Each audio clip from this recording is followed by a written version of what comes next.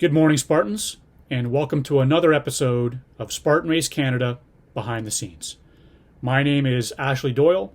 I am the race director for Spartan Race Canada, and I will be your host for today. Before I begin answering your questions, I would like to just take this opportunity on behalf of the entire team at Spartan Race Canada and let you all know that you are in our thoughts, and we hope everyone is remaining safe during this tough and difficult time. So a little bit about my background. Prior to joining the Spartan family, I served in the Canadian Armed Forces for over 20 years, specifically in the infantry. And when I retired from the forces, I was looking for an organization that embraced the warrior culture. And the one that I found that does that best is Spartan. Now that you guys know who I am and a little bit more about me, let's jump right in and start answering questions. Our first question comes to us from Carolyn, who asks, what determines a race location? Now that's a fantastic question. There are several different factors that we consider when looking at a potential venue to put on a Spartan race. Some of those are the venue itself. Have they put on any kind of races in the past, to include obstacle course races as well as any other kind of outdoor event? Next thing would be distances. The piece of real estate that we're considering. Can it accommodate the various distances we require to put on a Spartan race? Keeping in mind, we're looking at anywhere from a 5-kilometer sprint all the way up to a half marathon beast and even more. Also, our trail series. Can it also simultaneously accommodate a 10K or a 21K trail run while also doing an obstacle course race as well? One of the other things we look at is build locations. Does the land that we're looking at have a sufficient amount of build locations to accommodate our obstacles? Now, that could be anywhere from 20 obstacles all the way up to 30 plus obstacles. And for those of you that have raced in the past, you understand that some of these obstacles consider quite a large footprint in order to be able to set them up properly. Another thing we look at is the venue even available, especially for the dates that we're considering?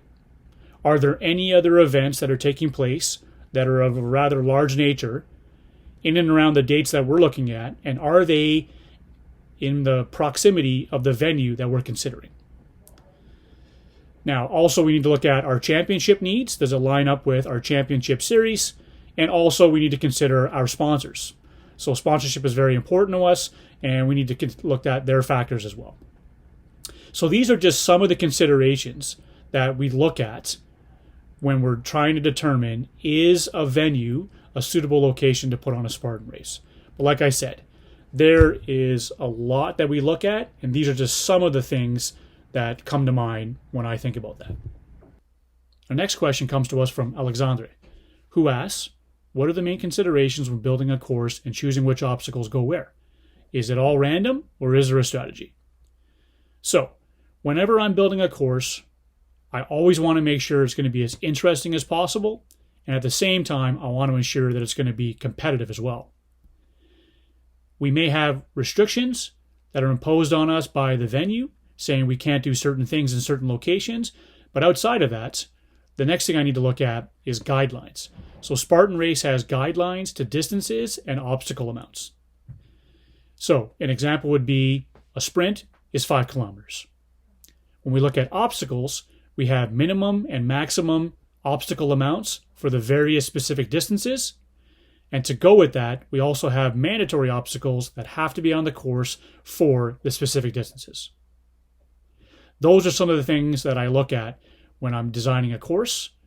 And the guidelines that Spartan Race has ensures that we maintain a standard across the board for all races, including international races.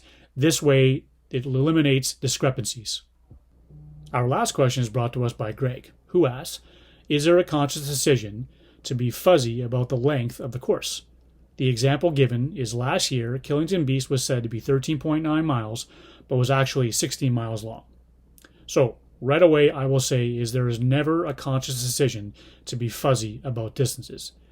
The next thing I'll say is I can't comment on what happened in Killington specifically because I was not there. Now, when we talk about courses and distances every course is marked out via GPS.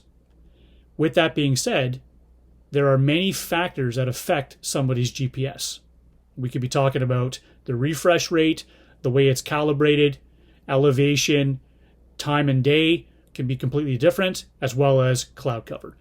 Those are all types of factors that will affect various distances that come up between different types of GPSs. We always endeavor to be as precise as possible and to always be and use the guidelines that are set out from Spartan Race for the various specific races and distances that we are required to use. That's all the questions we have for this episode of Behind the Scenes. I want to thank everyone for submitting their questions, especially our ambassadors, and I look forward to seeing you all on the course. Take care.